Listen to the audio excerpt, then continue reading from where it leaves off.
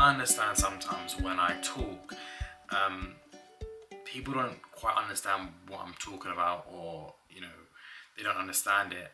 And I get it because sometimes I can talk gibberish, and sometimes it can just I assume they know what I'm talking about, but they don't, and whatever.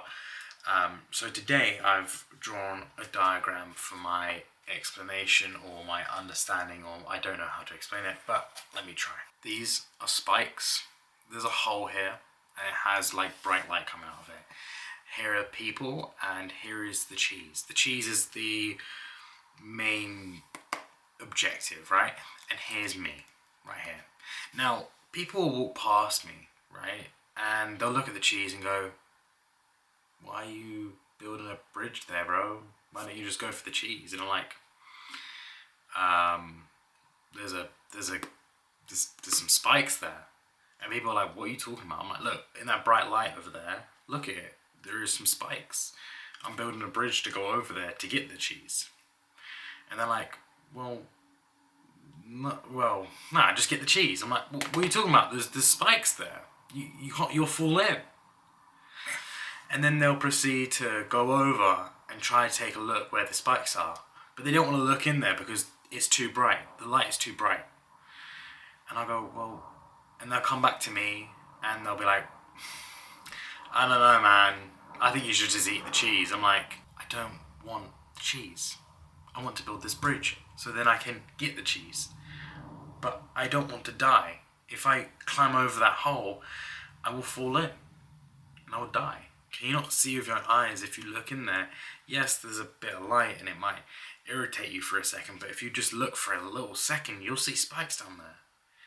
And everyone's telling me, nah, just go eat the cheese. Just go eat that.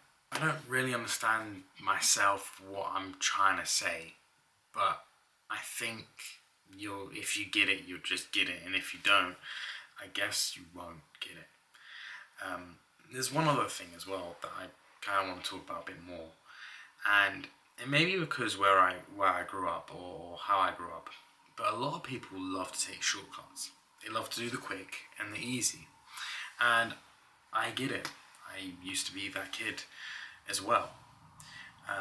But growing up and starting to understand the world, anything that comes quick normally goes quick, and anything that takes a long time to acquire sticks around and benefits you for a very long time.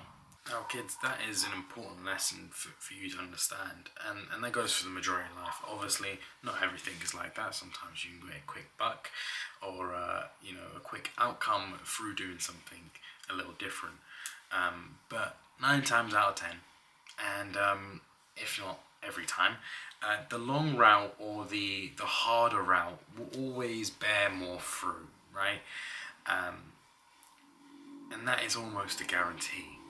Anything that's easy, there's a reason why it's easy and no one's doing it, or there's a reason why everyone that's doing it is not reaping that many rewards from it, and it's because it's probably bogus, it's probably trash, it's probably filled with air, not gold, you know? There's a poem that I've read on the channel, and it's called If by Rudyard Kipling, and I've listened to it and read it a few times, and there is one thing that I'm struggling to do right now, and it is probably one of the most important, and it's this. It says, if you can bet all your winnings on one pitch of a toss or whatever, like a coin toss, yeah, and lose it all, and don't talk about you losing it, and just build up with your worn out tools, just trying to build it back up and do it all over again. It's basically saying that if you can put everything on the line because you know you can get it back, you know that you can work towards getting all that stuff back, and it's okay to lose what you once worked for.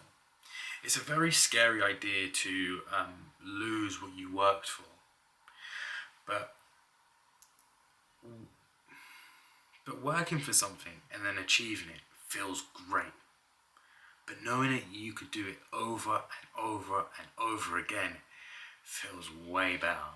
It's a very scary thing, and something I'm trying to work through right now, where it's not betting all my winnings, right? Because I don't have a lot of stuff to bet, but it's about betting on myself, and understanding that even if I lost it all tomorrow, I can build back up with the skills that I have taught myself and drilled into myself, not just the actual physical skills, but also myself, like training myself to be determined, training myself to be disciplined, training myself to be patient. Those are skills that I've embedded in myself now, and will help me get back anything I will ever lose. Anyway, just like a lot of these videos, I don't know where it will go and what you'll take from it. But today, I want you to take away that anything worthwhile doing will be hard. And the sooner you learn that, the better life will be. And things won't ever stop being hard, but you'll be happy that you're doing them. Whereas when you start doing hard things, it's very hard to do them. And you feel like there's a wall after a wall after a wall. Whereas after a certain amount of time, these challenges, they're not just walls anymore. They're actually rock climbing walls, and it's actually kind of fun to jump on the wall and get over it. Whereas before you saw it as an impossibility, now you just see it as something you need to do to get over it, to go face the next one, and you'll always be excited to face the next challenge instead of dreading it.